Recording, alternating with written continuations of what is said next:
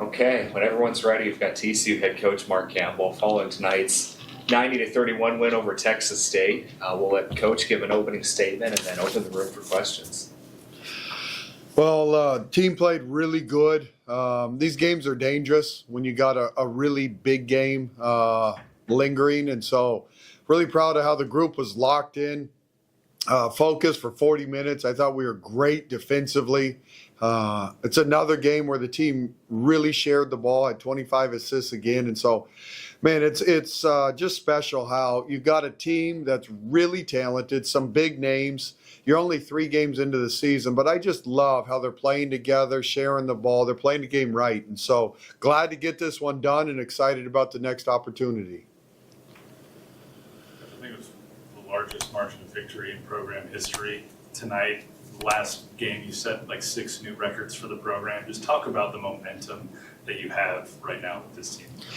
Yeah, again, this group's special in regards to this portal. You took players from all over the country that are really, really talented and gifted basketball players, but it usually takes a while to get everybody on the same page, and for them to do it right out of the gate is just a testament to them and who they are, to share the spotlight and to do it with no ego. I mean, some of the stuff you have no control over. You try to put the puzzle together and put the pieces together, but at the end of the day, these kids, it's up to them to really come together, and they've done that. And so we're a really talented group.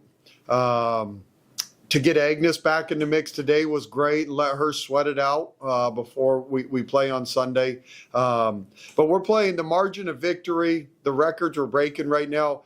It's because we're playing both sides of the ball at a high level. This group's defending and rebounding, and then they're getting out in transition and making simple plays for each other.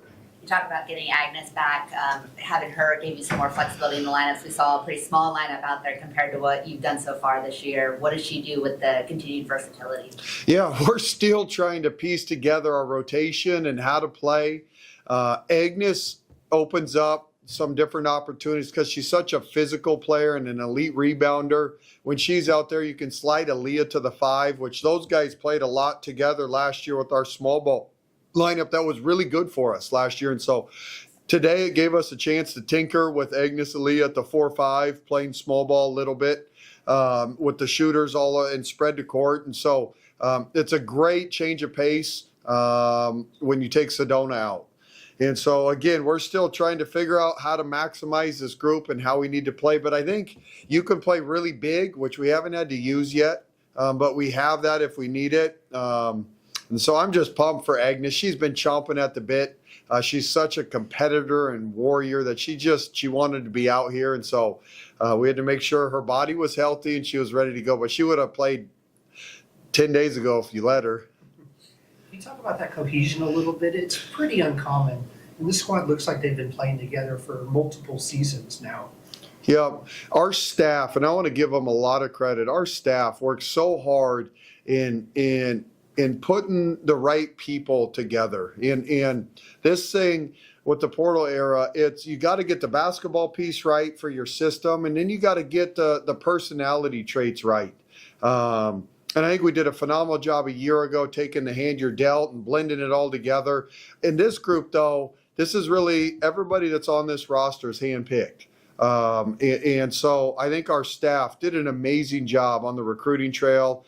Fortunately, there was a lot of former players that we've coached or recruited and had deep relationships with for a long time, since they're 15, 16 years old. So that also helps a lot. Speaking of staff, who ran scout tonight? Hey, so thank you, Nolan. He was a Bobcat this week and poured himself into the scout. Did a phenomenal job figuring out how to guard their small ball. They're small, and we had to figure out who Sedona will guard and how we were going to guard our pick and roll stuff. So Nolan did a tremendous job getting the team ready. And I think we, on both sides of the ball, it showed. We were locked in. And so you guys, our assistant coaches in college basketball spend hours studying film, breaking it down, clipping it, editing it, and then consolidating it so that the kids can understand how to digest it. And so we have an elite staff, and So far, they're 3-0. Chavi's on deck. He's got a big one against NC State.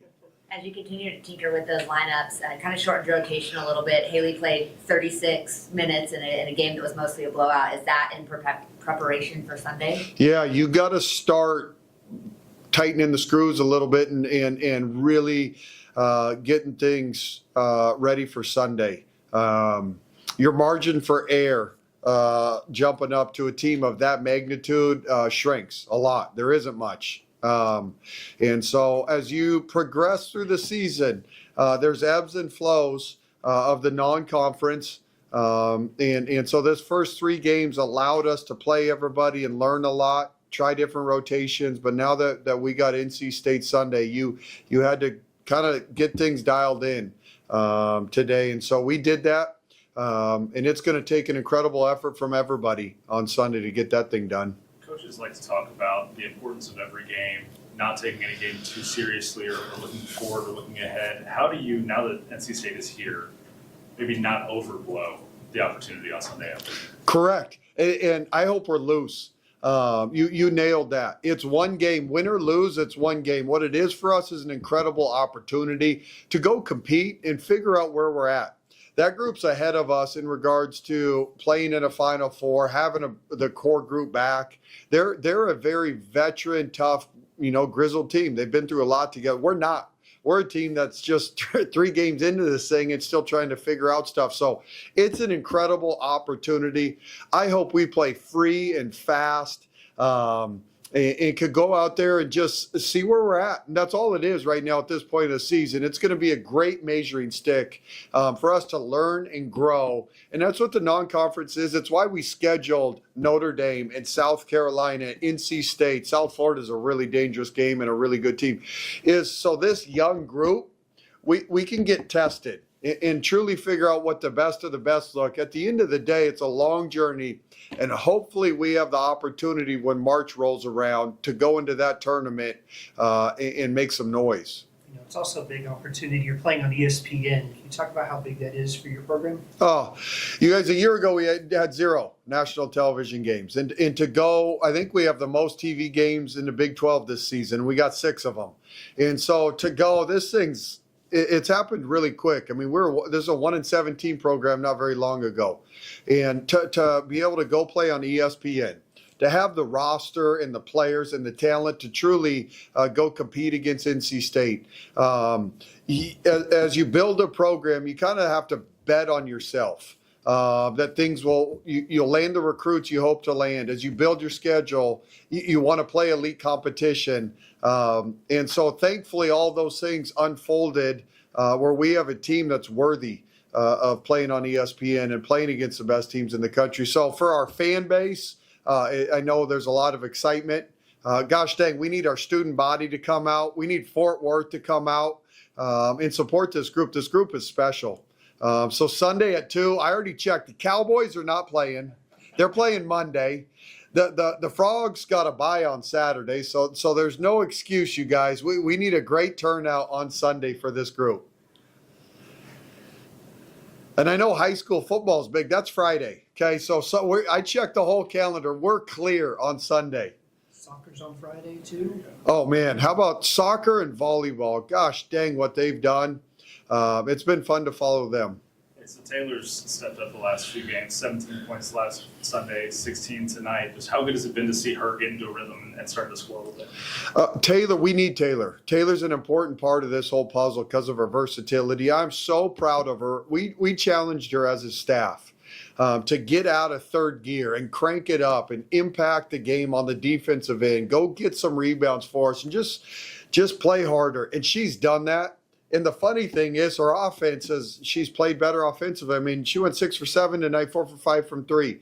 And so Taylor is literally just scratching the surface. But for us to get to where we're trying to go, she's one of those kids that's got to keep growing over the course of the season. And you guys, her work ethic's elite. Since the day Taylor stepped on campus, she gets up and does 6 a.m., 7 a.m. workouts. She gets shots up all the time. She wants to be great, and she's working really hard to become great. We talked a lot about the work ethic of this team. You mentioned Taylor, Haley, a lot of them are in the gym. Who's in the gym first most days, and is it a competition to see who you get in there first? No, here's the deal. It's not necessarily who's in the gym first because they all have different routines. There's a group of them that love to come in at nighttime when it's quiet, nobody's around, and put in their work. Some come in early in the morning, 6 or 7, and get their reps in. And then there's some kids that do it before practice and some stay right after. And so we have, I've been around, fortunately, a lot of really good teams. This group is as good as any team I've been around with their work ethic and working on their craft. And how we schedule practices, we don't go long, we don't go heavy, so that the kids have enough energy to still get in and get their shots up and work on their individual skills. And so we have a special group in regards to just loving the game and working on their craft. Last season plagued by injuries. Is there something y'all done differently and maybe trying to manage workload, maybe strength and conditioning wise going into this year? We really haven't changed anything. Though, if you go back, there are a bunch of one-off freak accidents. Sedona fractures her finger on a pass. Last time I checked, there's no strength and conditioning to work on your finger strength. Jaden, non-contact jump stop that gets injured. And in Madison, there was a loose ball that someone dove into her at practice. And so they're literally some stuff in sports, and when you compete and play hard, injuries are part of it. But we, from our time at Sac State, we had 0 injuries, and we played about 6 kids, 40 minutes. And then last year, you got hit by the injury bug, and there's really no control over it. And so I think we do as good as anybody of being wise. We really try to manage workload. We did it last year. We do it this year. We don't go long in practice. I think we shoot as much. Our goal is to shoot in practice as much as any team in college basketball. And that's a lot of non-contact reps. And so our strength staff does a great job. Our training room does a great job. Sometimes injuries are a part of it.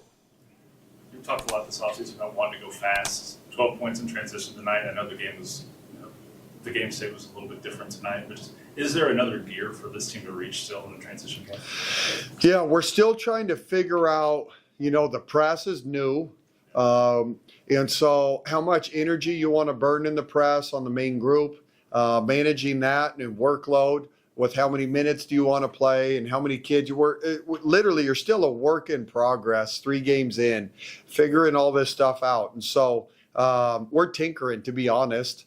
And then some teams, you can't force everybody into turnovers. Tonight, we ended up forcing 21 turnovers, so still that's a good night. But we weren't able to get out and transition as much. But they have good guards. They're quick.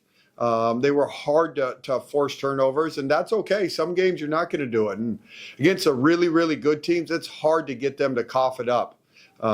So it's fun. You guys, this group's so coachable. I mean, it's a treat to coach them and tinker. And as you can tell, whatever we've done and come up with in each scout, they have played hard for 40 minutes. So as a coach, you can't ask for anything else. Anything else for Coach? All right, thanks everyone.